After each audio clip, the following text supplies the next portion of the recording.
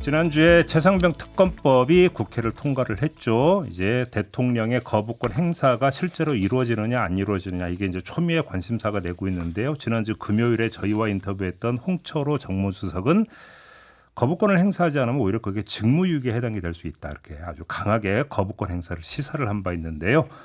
해병대 출신이자 해병대 예비역 연대의 법률 자문을 맡고 있는 김규현 변호사를 스튜디오로 모셨습니다. 관련 이야기 좀 나눠보겠습니다. 어서 오세요. 안녕하세요. 김규현입니다. 조금 전에 제가 소개해드렸는데 이거 직무유기가 될 수 있다. 예. 거부권을 행사하지 않으면. 네네. 이 주장이 지금 용산에서 나왔거든요. 예. 어떻게 평가하십니까? 말도 안 되는 주장이죠. 지금 하나같이 궁색한 논리를 다 갖다 붙이면서 지금 특검을 막으려고 하는데 네. 대다수 국민이 바라는 지금 최해병 특검을 수용하지 않는 것이야말로 저는 직무유기라고 생각을 합니다. 네. 먼저 역대 특검 중에서 수사 중이 아닐 때 추진했던 특검이 있는지 저는 묻고 싶어요. 최순실 국정농단 특검 같은 경우에는 검찰에서 한창 수사 중일 때 최순실 수사에서 막 구속하고 막 이랬을 때 의결됐고요. 드루킹 특검도 당연히 경찰 검찰 수사 중일 때 추진을 했습니다. 예. 예.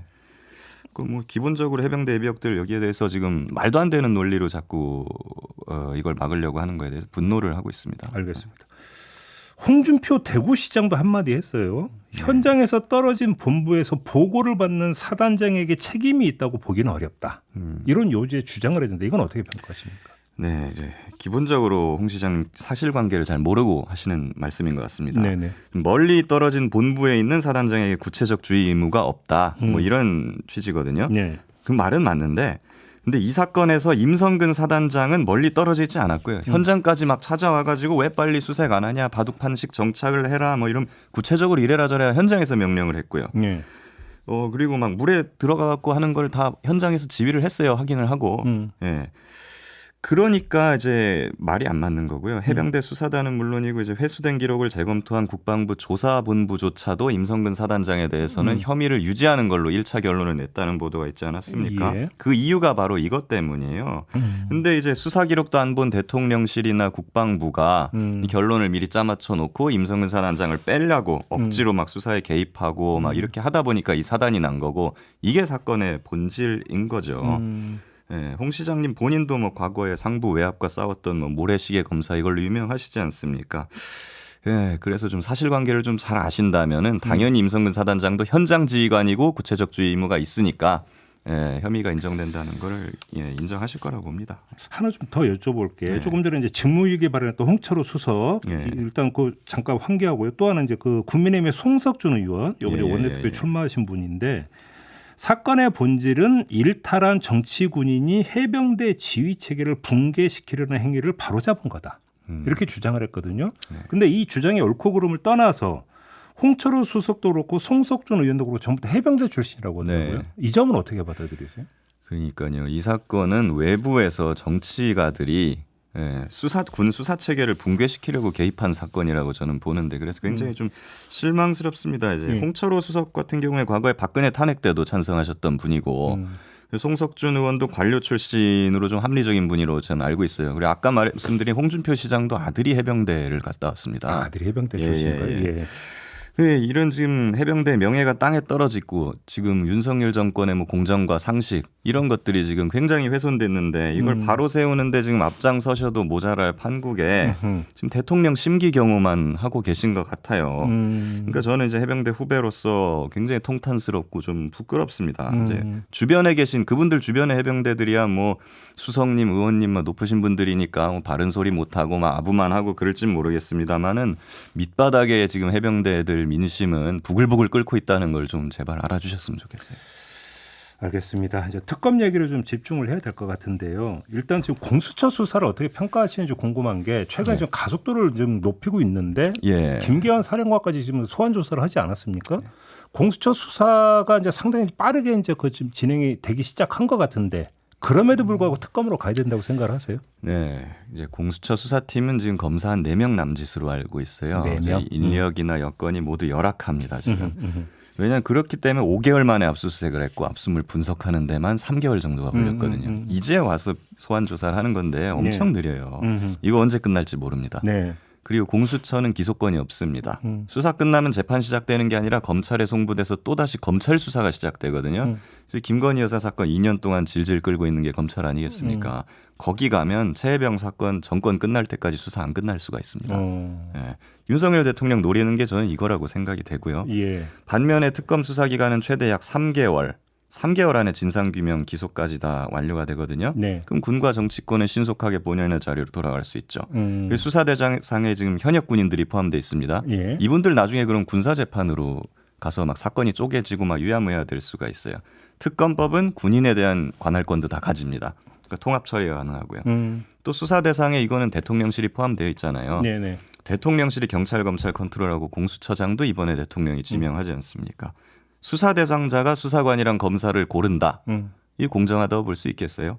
못하죠. 그러니까 특검을 해야 모든 국민이 납득 가능한 공정한 수사가 가능합니다. 그러니까 지금 이제 공수처 같은 경우는 기소권을 행사할 수 있는 대상이 판검사고 고위직 경찰로 국한되잖아요. 맞습니다. 그러니까 이번 사건 같은 경우는 그러니까 피의자 같은 경우는 설령 기소를 하려고 해도 검찰에 넘겨야 되는 거잖아요. 예. 검찰이 이제 기소 여부를 결정을 하는 거잖아요. 그럼 그렇습니다. 여기서 또 왜곡이 될 수도 있다 이렇게 우려하시는 걸까요? 예, 그리고 검찰이 사건을 질질 끌 수 있고. 그렇게 이제 우려하시는 거고. 네. 이 점은 어떻게 보세요? 지금 이종섭 전 장관, 그다음에 유재원 법무관리관, 그다음에 신범철 전 차관 예. 모두가 이제 이미 민간이 됐거나 민간이 될 예정인데 네. 유재원 법무관리관도 연임 임기 연장 안 한다, 연임 안 한다 해서 지금 모집 공고 났다고 하더라고요. 저희도 예. 전해드린 바가 있는데 그러면 이런 중요 인물들이 민간이 되면 그게 수사에는 어떤 영향을 미칠 거라고 생각하십니까?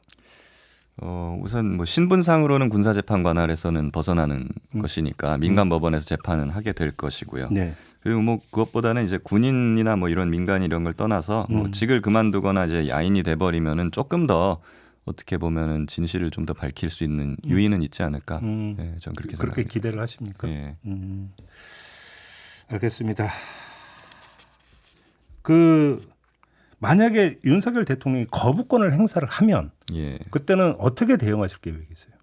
저희는 그건 국민의 민의를 그대로 거스르는 거고 예, 진실을 덮겠다고 지금 단언을 하는 거게 되기 때문에 저희는 네. 사생결단의 각오로 저희는 대응을 할 거예요. 네. 가용한 모든 자원을 다 동원할 거고요. 예, 그런 계획을 지금 좀 짜고 있습니다. 지금 말씀드리는 건 좀 그럴 수 있는데 만약에 행사된다면 저희는 거의 과거에 이제 탄핵 때나 그런 데 비견될 수 있을 정도로 예, 저희가 이제 국민의 저항에 맞닥뜨리게 될 것입니다. 예. 지금 해병대 예비역들의 좀 바닥 정서라고 할까요? 예. 어떻습니까? 좀 어떻게 파악하고 계세요? 제가 지금 연락이 끊기거나 없었던 해병대 시절에 아는 사람, 동기, 선후배 같이 근무했던 네, 이런 분들한테도 많은 연락을 받고 있습니다. 이분들은 그 당시에 보면 그렇게 진보적이거나 그런 사람들이 아니었어요. 네. 그런데도 다 응원한다. 이건 잘못됐다.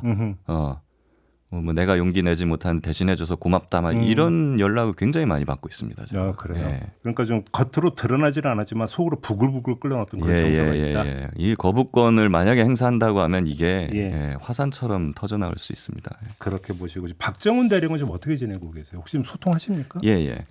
박정훈 대령 이제 다음 재판부터는 아마 변호인으로도 들어갈 것 같은데요. 예. 지금 보직 해임 상태로 되어 계시니까 군사 재판도 받으면서 많이 좀 위축된 부분이 있고 또 출근을 하는데 외딴 사무실에 혼자 출근해 가지고 9시부터 6시까지 그냥 외롭게 벽만 보고 그렇게 지내고 계십니다. 이게 할 짓이 아닙니다. 이게 벽만 보고 지내고 있어요? 예. 아이고, 견디기 힘들 텐데. 알겠습니다. 아무튼 근데 홍철호 정무수석이 저희하고 인터뷰했던 거 보면은 사실 반전은 별로 없을 것 같습니다. 거부권을 행사하지 않고 받아들일 가능성은 그렇게 높아 보이지는 않습니다. 네. 그럼 이제 다시 공이 국회로 넘어오는 거잖아요. 그렇죠. 재표결을 하게 되지 않습니까? 네. 그래서 지금 언론의 관심은 혹시 그래서 국민의힘에서 이탈표가 나오느냐 여부. 이게 이제 아마 지금 언론이 그러니까 쏟고 있는 최대의 관심사인 것 같은데 여기서 반전이 있을 수 있다고 기대하세요? 재표결 과정에서? 저는 가능하다고 생각합니다. 민심을 거스르고 국민과 싸워 이기는 정권은 없습니다. 네. 그리고 이제 재표결은 무기명 투표로 이루어지거든요.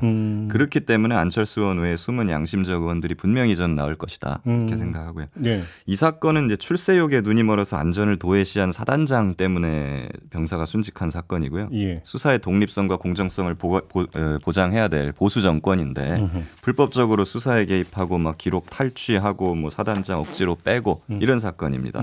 보수 정당인 국민의힘의 핵심 가치가 안보, 보훈, 뭐 법치, 공정 이런 거 아니겠습니까? 이번 최혜병 수사 외압 같은 거는 오히려 국민의힘 입장에서는 자기 핵심 가치와 관련된 거예요. 본인들이 발벗고 나서야 되는 건데 특검법 국회 통과될 때 월남에 참전하셨던 참전용사이신 노 해병께서 펑펑 우시는 거 국민의힘 의원들도 보셨을 겁니다.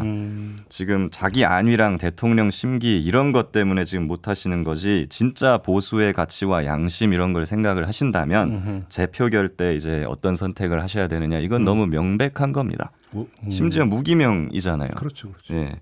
그렇기 때문에 보수 정권이 참전용사나 뭐 해병대와 척을 지는 그런 선택을 하는 일은 저는 없을 것이라고 보고요. 예. 오히려 보수가 먼저 나서야 되는 그런 성격이 전향적인 결과 있을 거라고 봅니다. 마무리하죠. 고맙습니다, 변호사님. 네, 감사합니다. 해병대 예비역연대 법률자문을 맡고 있는 김규현 변호사였습니다.